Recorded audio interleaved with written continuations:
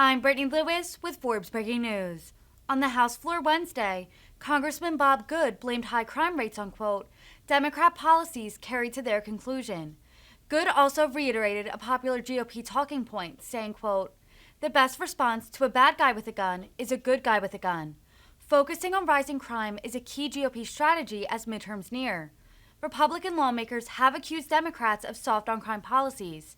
Democrats counter that Republicans have voted against federally supported police budgets.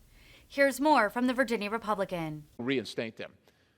I will yield whatever balance it is to the good gentleman from Virginia, and I thank him again for carrying the load here for us. Thank you, Chairman Perry. Chairman Perry, have you ever been asked by the media about a police officer who was killed in the line of duty? Have they ever asked you about that shooting? Mr. Faulkner was killed in Philadelphia by Mumia Abu-Jamal, and all they usually ask me about that is, what are we going to do to get that killer out of prison? You know, I am never asked about the 100 police officers killed last year in the line of duty. Right. I'm never asked about the police officers who are shot in America's largest cities, as you mentioned. I'm never asked by the media about that. I'm never asked about the hundreds of shootings that take place every weekend in America's largest cities, these war zones, these crime zones that are under Democrat control. There's always a connection here. These are cities that have been controlled by Democrats. These are Democrat policies carried to their conclusion. What they're trying to do to the entire country that's been in place much longer in these major cities, you mentioned Baltimore, Detroit, Chicago, St. Louis, and on, New Orleans and so forth. And that's where most of the crime is in this country. That's where most of the shootings take place in this country, and they don't care about that. Do they want to harden our schools? Do they want to do what's necessary to keep our kids safe? I have long been an advocate in my home state in Virginia, the community where I serve as a county supervisor, in allowing armed personnel within the school system who are trained and want to carry concealed and be part of a rapid response team, teachers and staff to be armed in the schools to keep the children and the staff safe, and the Democrats are against that.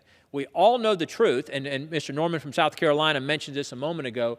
The best response to a bad guy with a gun is a good guy with a gun. The best response is more good people with guns, more law-abiding citizens with guns, as the founders wrote and intended, and as the founders recognized 250 years ago when we didn't have this violent crime in America's largest cities.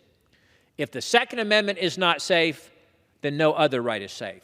The Second Amendment, again, is that there's a reason why it comes right after that First Amendment guarantee to speech, to free assembly, to free worship, to free and to petition our government for our grievances, is that Second Amendment right to keep us safe, to ensure we remain a free people. You look around the world, you look at the nation of Ukraine. Ukraine would be a different place today if the citizens were armed and permitted to be armed the way we are here in this country. Taiwan would be a much safer country today from the threat of its large enemy on its border if their citizens were armed the way our citizens are armed today. And the founders recognized in their wisdom that not only did we possess a God-given right to defend ourselves, to keep ourselves and our families safe, but also that we would be unique among the nations of the world in enshrining that in a Constitution and protecting that right.